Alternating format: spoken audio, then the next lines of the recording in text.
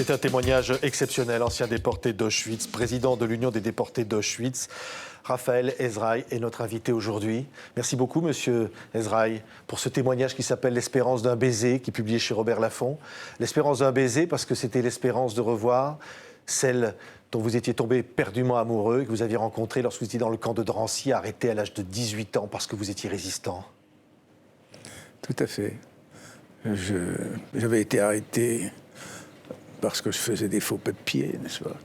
Et je me suis retrouvé pour aller relativement rapidement et répondre à votre question. Je me suis trouvé à Drancy. Et à Drancy, je suis placé dans une chambrée d'hommes, bien entendu. Et dans cette chambrée, il y avait deux jeunes garçons. Un de 13 ans et un de 17 ans.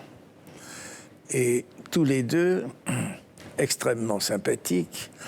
Et le plus jeune, René, était habillé en tenue de scout. Et il avait la croix scout, des scouts de France, c'est-à-dire des scouts catholiques. Et je lui dis, mais qu'est-ce que vous faites là, vous? Quel est vous? Il dit, ben, écoutez, nous, on nous a pris, mais nous, on est effectivement catholiques, on nous a pris. Et ils me racontent leur histoire en disant qu'ils sont venus chercher... D'abord, ils imaginaient que c'était leur grand-mère ou leur grand-père, mais en fait, on a appris ensuite que c'était le jeune René. Et leur sœur et son frère aîné se sont insurgés contre la police allemande. C'est la police allemande qui est venue les chercher. Et donc les a amenés à Drancy. Et peu de temps après, je vois arriver une jeune fille magnifique, qui pour moi était magnifique, et qui me dit, il y a mes deux jeunes frères, est-ce que vous voulez bien vous en occuper? Vous savez, nous sommes trucs. Et vous tombez immédiatement amoureux. Ah, mais d'un seul coup, c'était le coup de foudre. J'avais 18 ans, j'étais jeune, je savais beaucoup de choses de la vie, mais il y a beaucoup de choses que je ne connaissais pas. Et par conséquent, je suis vraiment le coup de foudre. Oui, et vous lui dites, est-ce que, mademoiselle, je peux vous embrasser? Ah non, je ne le lui dis pas tout de suite, parce que nous sommes restés pratiquement 6 jours au camp de Drancy ensemble, et nous sommes arrivés pratiquement à la même date, et tous les trois, nous partons dans le même convoi qui nous amènera à Auschwitz. Et avant de partir, je lui dis, mademoiselle, est-ce que vous permettez que je vous embrasse? C'était un baiser platonique que je lui demandais, bien entendu. Et elle me dit, oui, mais pas maintenant, lorsque nous serons arrivés. Et c'est ainsi que j'ai toujours espéré ce baiser. Oui, c'est ça qui vous a aidé à survivre, puisque donc vous allez être déporté à Auschwitz. D'abord, dans les wagons de la mort, vous le racontez. Tout à fait. Tout à fait. Vous savez, le transport entre Drancy et Auschwitz, c'est le wagon du malheur pour les familles. Moi, j'étais même tout à fait en dehors. Je dirais, comme un militaire. Je savais pourquoi j'étais arrêté. Je savais, c'était en quelque sorte, j'allais dire, le contrepoint de ce que je faisais ou de ce que j'avais fait. Et je me trouvais seul. Alors que là, les femmes, les enfants entassés dans des wagons, des gens qui ne se connaissent pas et qui vont vivre 3 jours et 3 nuits dans des conditions qui sont absolument épouvantables, de promiscuité, de jeunes qui crient, d'enfants. C'est effectivement l'horreur. Et en plus, c'était pour montrer... J'avais avec nous, il y avait une sœur à cornette, une sœur de Saint-Vincent de Paul qui était là dans notre wagon.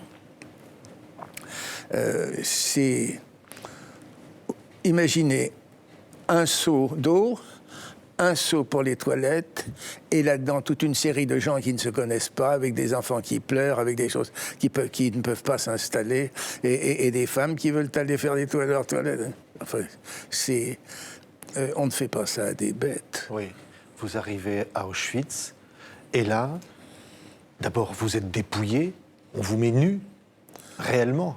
Pas tout de suite.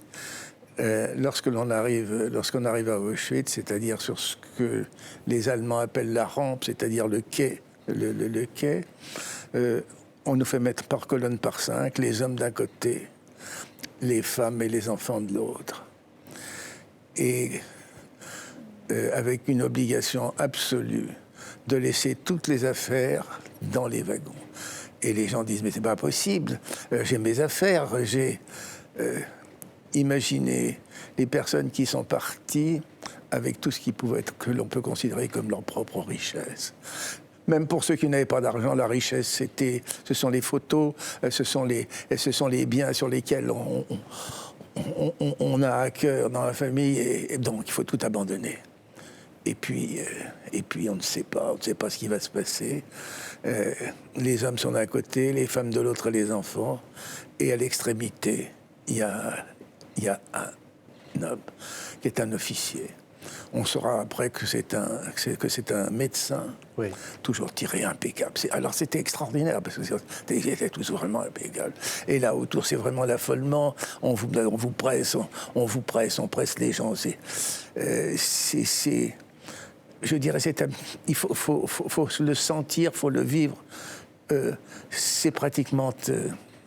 indescriptible, parce que l'un dit son fils ou son enfant qui va d'un côté, l'autre...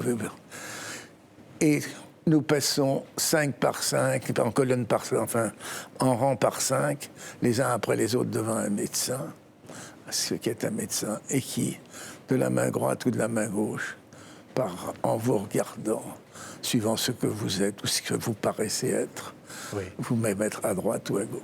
Et alors, d'un côté, c'est la mort. D'un côté, c'est la mort, et de l'autre côté, c'est le sursis à la mort. Oui, évidemment, vous ne le savez pas, mais vous dites aussi, vous avez l'intuition. Vous comprenez à ce moment-là qu'on va tuer tous les Juifs, qu'ils sont là pour ça. Un petit peu après. J'imaginais personnellement, compte tenu de ce que j'avais entendu et même vu dans le cadre de la résistance, que l'on pouvait et qu'on tuait les... J'avais entendu. Mais, vous savez, c'est très difficile à imaginer. Vous ne pouvez pas imaginer que tout le monde va dire. Et là, on se retrouve dans des positions qui sont des positions incroyables. Et on apprendra très vite, que ceux qui sont partis, pour la plupart dans les camions, entre la rampe d'arrivée du train. Enfin, il faut tout de même le dire, l'expliquer, parce que il y a des camions de la Croix-Rouge, et les Allemands disent, ceux qui sont fatigués, prenez les camions. Et ça donne une espèce de courage en disant, bon, on va se retrouver, Et tout ça va directement. Et l'on apprend très vite que tous ces gens-là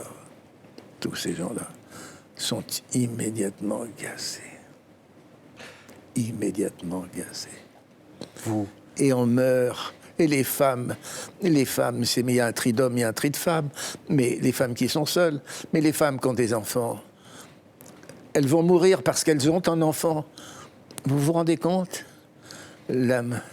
L'enfant va mourir parce que sa mère a gardé cet enfant. Terrible. Vous allez vous battre, vous, pour survivre, parce que vous avez été jugé apte à travailler. Et ce qui va vous aider à survivre, c'est le souvenir de Liliane. Le souvenir de Liliane va certainement beaucoup m'aider. Ça, c'est sûr, parce que on arrive tous dans des conditions difficiles. J'ai d'abord eu, pour dire les choses, une nouvelle sélection en rentrant dans le camp, et puis ensuite cette vie au camp, cette vie de camp, elle est extrêmement difficile. Elle est difficile en ce sens que un déporté qui arrive, je crois qu'il faut d'abord dire ce qu'est la déshumanisation. Parce que la déshumanisation, elle vous prend dès l'arrivée. Lorsque l'on est un déporté, et en particulier, et peut-être plus particulièrement en plus, un déporté racial, que ce soit un juif ou que ce soit un tzigane en particulier, les conditions, elles sont particulièrement, je dirais, épouvantables. Qu'est-ce que c'est que la déshumanisation ? Lorsque le premier bol de soupe qu'on vous donne, on vous donne une gamelle, qui est une gamelle, c'est une demi-sphère en tôle avec un peu, en mettant un peu de soupe, peu importe avec quoi c'est fait, pour 6 personnes, mais il n'y a pas de cuillère. On doit laper, happer. On peut pas se laver. On n'a pas de vêtements. On n'a pas de vêtements. On n'a pas de chaussettes. On n'a pas de serviettes. On n'a pas de savon. Bref, on se trouve dans des conditions qui sont des conditions inhumaines en permanence. Vous allez vivre cela pendant presque 1 an, et ensuite, à la libération des camps, c'est la marche de la mort pour survivre qui commence. La marche de la mort, c'est quelque chose de terrible, qui a été l'un des points les plus, je dirais, le plus mortifère de la plupart d'entre nous. La marche de la mort, ça commence le 18 janvier 1945.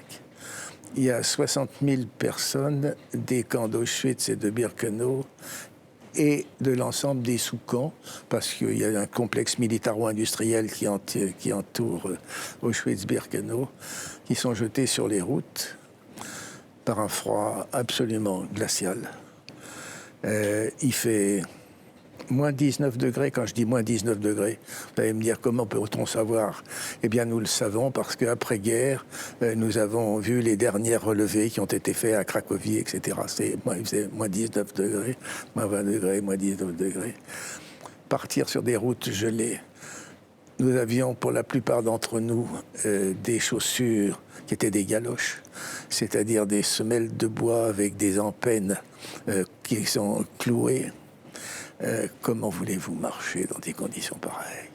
Comment voulez-vous marcher dans des conditions pareilles ? Et au fil du temps, dans la marche dans la nuit, les chaussures, les empennes se séparent se séparent des semelles. Les camarades, dans le temps à qui cela est arrivé, sont obligés de marcher pieds nus dans la glace. On ne peut pas marcher pieds nus longtemps dans la glace. Ceux qui ont des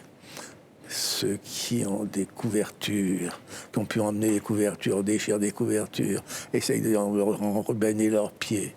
Et puis petit à petit, ça n'est pas possible. Les pieds gèlent, les genoux, les jambes gèlent. Et je les revois comme si c'était aujourd'hui. Ils tombent en prière, comme s'ils étaient en prière. Et ils sont là. Même sans tomber, ils restent pratiquement à genoux et ils sont abattus d'une balle dans la tête en fin de colonne. Et c'est ainsi que tout au long de notre marche, on voit sur les chemins des hommes et des femmes qui sont morts. Et là, je raconte, et ce qui est vrai, me revenait à l'esprit Victor Hugo, et je me disais, c'est comme la retraite de Russie, et je me récitais les vers de Victor Hugo. Ça vous aidait, ça aussi ? Ça vous donnait de la force ? Oui, vous beaucoup. Aviez les mots de Victor Hugo en tête ? Ah oui, j'avais Victor Hugo en tête, il neigeait toujours, on était vaincus par sa conquête. Pour la première fois, l'aigle baissait la tête. Les blessés s'habiteraient dans le ventre des chevaux morts, au seuil des bivouacs désolés, envoyaient des clairons à leur poste gelé. Tout ça me revenait à l'esprit, et je me disais, c'est pas possible, nous allons nous tenir, c'est l'heure des fêtes. Ouais. Il y a des moments très forts avec l'amour de votre vie, dans ces moments tragiques. Et après, c'était pour moi encore pire, puisque je suis allé... après cette marche qui a duré 3 jours, nous avons été dans ce qui a été également terrible pour la plupart d'entre nous, qui ont été les trains de la mort. Et entre Grosse-Rosen et Dachau, eh bien, sommes restés dans des wagons comprimés comme ce n'est pas possible. Imaginez le métro plein et vous restez 7 jours ici sans manger et sans boire. Qu'est-ce qui se passe? Eh bien, il se passe qu'on meurt, mais on meurt de soif. On meurt de soif. Et là, notre wagon était devenu un tombeau roulant. Et arrivait une bagarre qui s'appelle Zwickau. À Zwickau, j'étais avec un ami avec lequel j'avais travaillé à Auschwitz, qui était Ernest. Et j'avais dit avec Ernest, dit, regarde, on voit sur le quai de la gare, pour une fois, le train s'était arrêté en gare, ce qui n'arrivait jamais, n'est-ce pas? On voit des jeunes qui avaient des allures de Français, on se met à boire. Je me dis, c'est pas possible. Vous êtes à côté des locomotives, les SS nous empêchent, c'est pas possible. Et avec mon camarade Ernest, nous sommes dit, mourir pour mourir, si on saute, est-ce que vous allez pouvoir nous accueillir?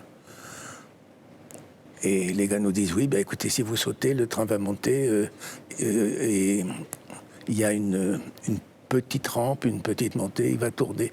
Au moment où il tourne, vous sautez, on viendra vous chercher cette nuit.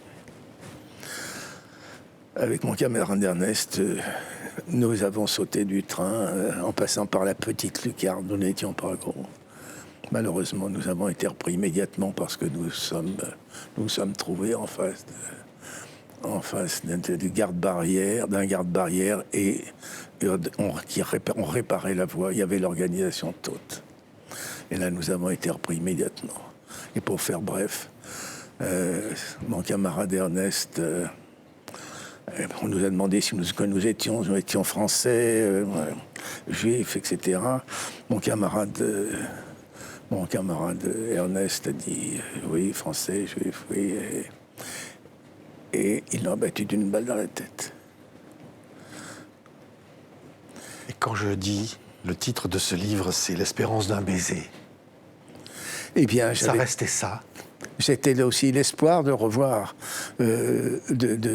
revoir Liliane, puisqu'elle s'appelle Liliane, Liliane Badaud. Et ça a été toujours pour moi un peu comme un tuteur qui était là, dans les pires moments, en pensant souvent à ma maman, à ma mère que j'adorais, et à Liliane que j'espérais. Et vous allez la retrouver. Et je vais la retrouver à la fin de la guerre, oui. Je vais la retrouver à Biarritz, où, bien sûr, après les recherches habituelles, qui ont été des recherches, par écrit, pour savoir si elle était rentrée. Et je la retrouve. Bien entendu, les 2 jeunes frères ne sont pas là. Ils ont été gazés à l'arrivée, les deux enfants. Et je retrouve Liliane. Et nous passons une partie du mois d'août ensemble. Et nous allons se retrouver dans des conditions qui sont extrêmement difficiles parce qu'elle retrouve avec sa grand-mère qui est seule. Et les grands-parents qui les avaient recueillis ont été ruinés. Ce que je n'ai pas dit et qui est aussi dans le cadre, je dirais, assez difficile du point de vue de Liliane, c'est que elle et ses 2 frères sont orphelins de père et de mère. Leur père est mort des suites de la guerre de 14 en 1937 parce qu'il avait été gazé, et que sa mère est morte la même année et donc avait été recueillie par un grand-parent d'origine juive. Ce qui est fabuleux derrière ce témoignage, c'est aussi une immense histoire d'amour. Ce baiser, vous allez l'avoir. Ce baiser, je vais effectivement l'avoir. Nous sommes partis camper alors elle voulait, comme elle est restée très chrétienne, très croyante, n'est-ce pas? Et elle m'a dit, je voudrais aller à Lourdes. je voudrais aller à Lourdes pour la procession du 15 août, la première procession d'après-guerre, qui était absolument extraordinaire. Et nous avons pu planter notre tente juste en face de la grotte, à l'époque c'était un champ, aujourd'hui j'y suis retourné plusieurs fois, mais ce sont devenus des bâtiments, et nous avons eu cette procession de 15 août, enfin du mois, cette première procession tout à fait extraordinaire avec les Ave Maria qui allaient jusqu'au ciel. Et Liliane était à côté de moi. Oui.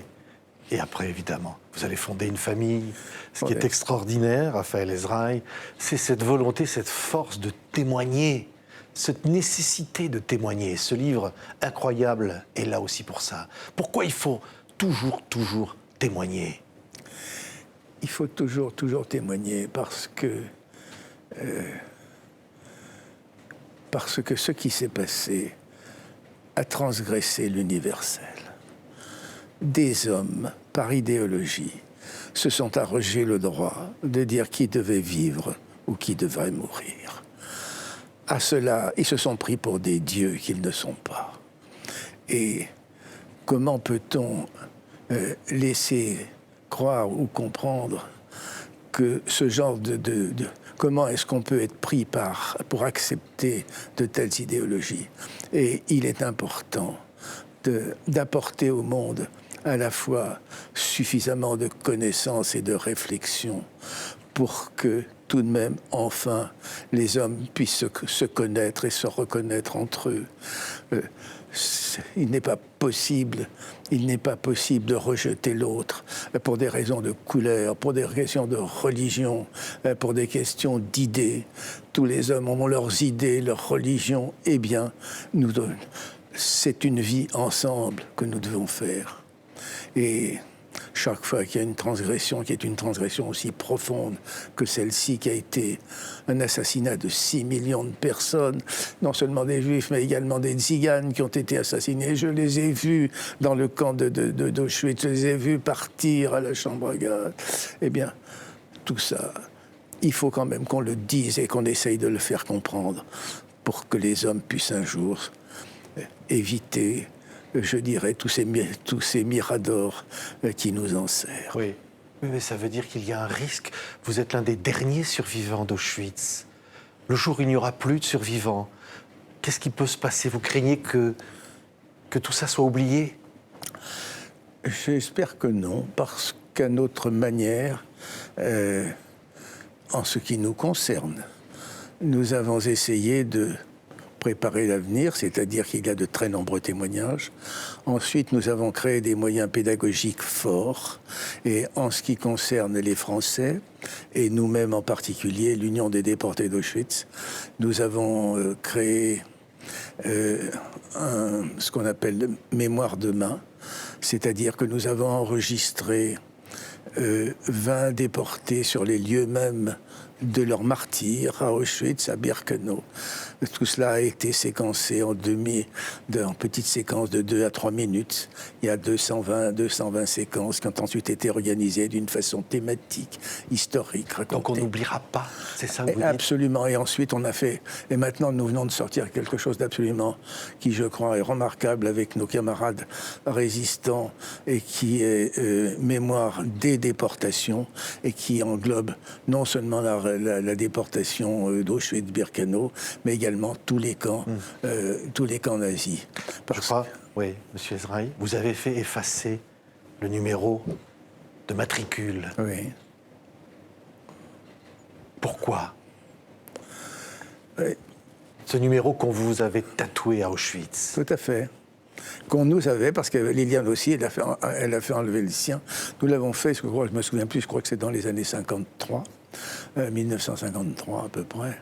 Et bon, nous étions partis avec l'idée qu'il fallait sortir le plus possible de ce qui nous enserrait, qui nous enserre toujours, parce que nous vivons encore avec le camp, et il nous tient pour...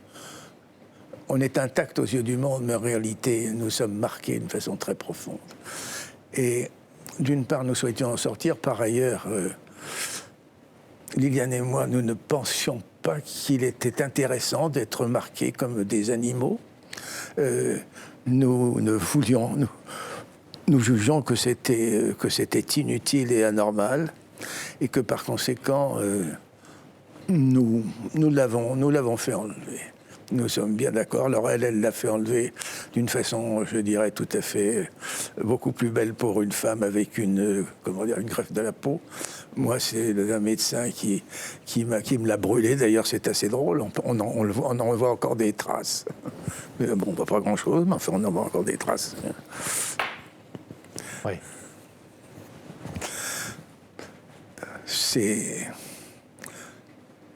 C'est un parti pris que nous avons eu l'un et l'autre. Cette photo qui orne la couverture de ce livre, L'espérance d'un baiser, c'est en 1981, oui. où vous retournez pour la première fois à Auschwitz avec celle qui est devenue votre femme. Qu'est-ce que vous ressentez, si c'est possible de dire ce que vous avez ressenti à cet instant-là? Eh bien, je vais être très direct, comme d'habitude d'ailleurs. En ce qui me concerne,